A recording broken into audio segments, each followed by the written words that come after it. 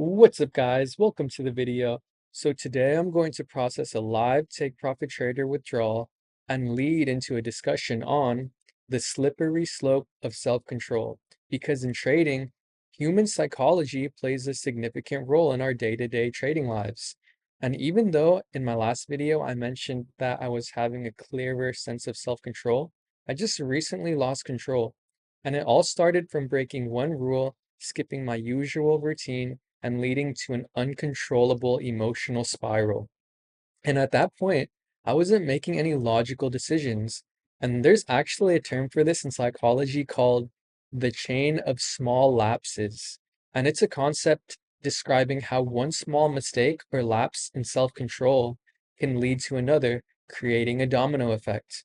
And in any discipline, it's when breaking one rule or routine sets off a series of poor decisions. And since this is something that happens often, I think it will help other traders to hear this story.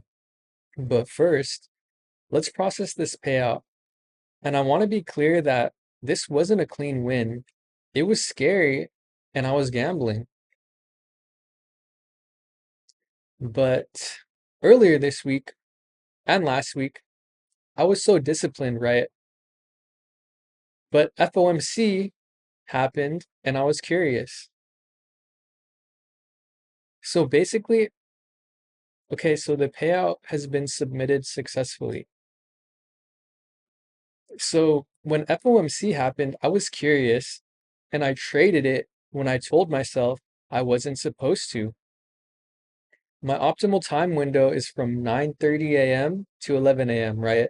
And that's when my probabilities are the highest. And that's when I'm trading within my edge.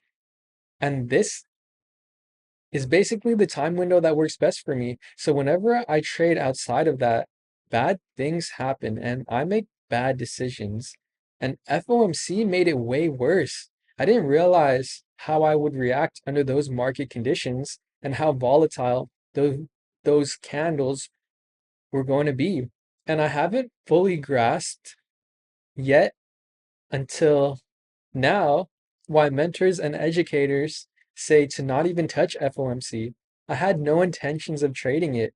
I just wanted to tape read. But when I saw price action, I ended up being impulsive and blowing my pro accounts after waiting weeks to get them activated, which really hurt. So this payout that I just processed now is actually a pro account reset, which sucks. But it is what it is, man. So the next day, after I blew those accounts for FOMC, for trading FOMC, I woke up already tilted and still processing the blown pro accounts. And basically, I was impatient and impulsive.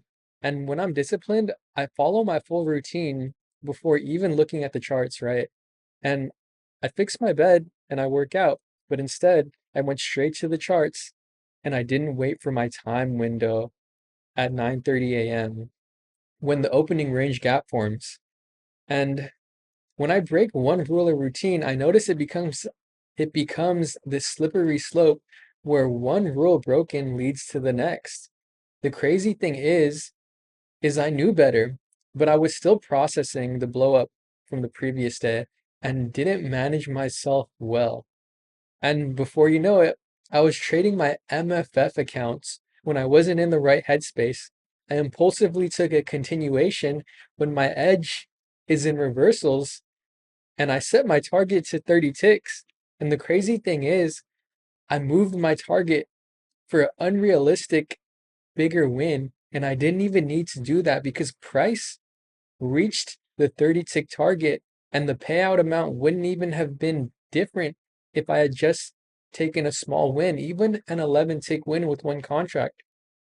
I was well above the buffer, and it doesn't make sense looking at it in hindsight.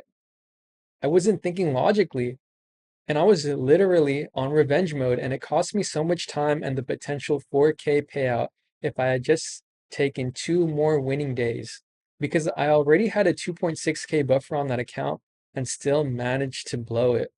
Anyways, I want to share this story because this is what happens behind the scenes, and it's wild how one can be so in control one moment and lose that control the next. And I've clearly not mastered self-control yet, and I haven't mastered self, but I'm anticipating that this gets better with time and experience. The reality is that trading can be really messy despite payouts or feeling like you have a grip on things. And most people don't talk about these things.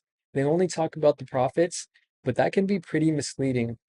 These are the things that I wish people talked about because typically we learn technicals from a course or a mentor, but rarely do I see educators share the messy things that happen in prop firm trading. Anyways, I hope this gave some perspective. Take care, peace out, and good luck out there.